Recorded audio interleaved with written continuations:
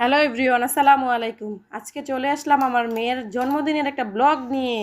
তো সকালবেলা ঘুম থেকে উঠে আমি আমার মেয়েকে জন্মদিনের উইশ করছি। এই যে আমার মেয়েকে বলছি, আম্মু তোমার আজকে জন্মদিন, তুমি সবসময় সুস্থ থেকো, ভালো থেকো।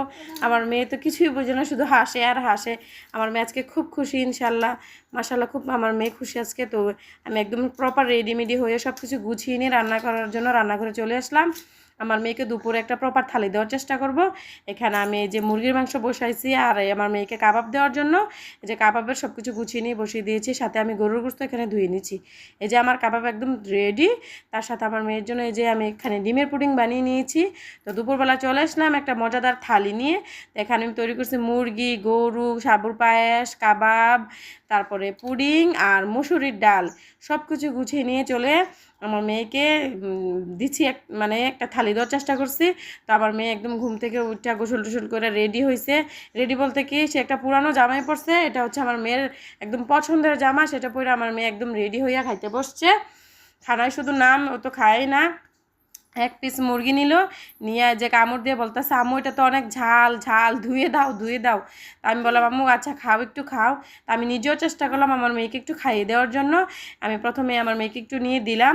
খেলো তো নাই, একটু সামান্য খায়, একটু খায় না, বাচ্চা মানুষ বলেই কথা। তো আমি আমার মেয়ের জন্য সবার জন্য দোয়া চাইলাম। দোয়া চাওয়ার পরে এই যে রাত্রে আপনাদের ভাইয়া চলে আসলো আমার মেয়ের জন্য কেক নিয়ে, জামা নিয়ে একদম রেডি হইয়া। তো এই যে আপনাদের ভাইয়া চলে আসলো, কেক নিয়ে চলে আসলো। আসার পরে আমার মেয়ে বলতে আছে, আম্মু কেক খাবো কেক খাবো, যে বেলুন নিয়ে খেলতেছে। আমি বলতেছি, আম্মু কেক কাকে দিবা? বলতেছে, আম্মু ভাইয়াকে দেবো আর আমি খাবো। মার্শাল্লাহ, আমার মেয়ে অনেক বুদ্ধিমান মেয়ে। আমার মেয়ের জন্য সবাই দোয়া করবেন। আসলে আমার মেয়েটা খুবই তখন অসুস্থ ছিল, আমি নিজেও অসুস্থ ছিলাম। তার জন্য প্রপার করে কিছু একটা করতে পারি নাই। আশা ছিল অনেক বড় করে আমার মেয়ের জন্মদিনটা সেলিব্রেশন করব, তা হয় নাই। আসলে সব কিছু আল্লাহ তাআলার ইচ্ছা। তা আমার মেয়েকে সব কিছু নিয়ে বসিয়ে যে আমরা আসলাম। এই যে আমার মেয়ের জন্মদিনের কেক, এই যে আমার মেয়ের এটা দ্বিতীয় জন্মদিন।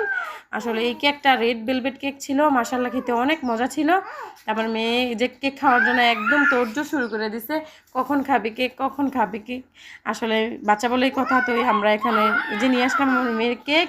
আমার মেয়ে তো এই আলোক ঝুড়িটা দেখে অনেক খুশি, আসতেছে আর বলতেছে, আম্মু এটা শেষ হয়ে যাওয়ার, বলতেছে আম্মু এটা তো শেষ, এটা তো শেষ, কান্নাবান্না করতেছে। আমি বলতেছে, আম্মু এটা এরকমই শেষ হয়ে যায় তাড়াতাড়ি। তো ওর বাবা নিল কেক কাটার জন্য। এই যে আমার মেয়ে কেক কাটতেছে বাবার সাথে, আর আমি সাইডে বসে আমার ছেলে উইশ করতেছে। আসলে আমরা প্রপারভাবে তেমন করে কিছুই করতে পারিনি, তার জন্য ক্যামেরার সামনে আসি নেই। তো এই যে আমার মেয়ে কেক কাটতেছে তার বাবাকে নিয়ে। এই যে কেকটা কাটতে কাটতে প্রায় পড়েই গেল। তো নীল কেকটা নিয়ে আমার মেয়েকে যে নিজে নিজে খাওয়ার চেষ্টা করতেছে। তো এরকমভাবে আমার মেয়ের জন্মদিন আমরা সাদামাটা করে পালন করলাম। তারপর মেয়ে কেক খাইলো, খেয়ে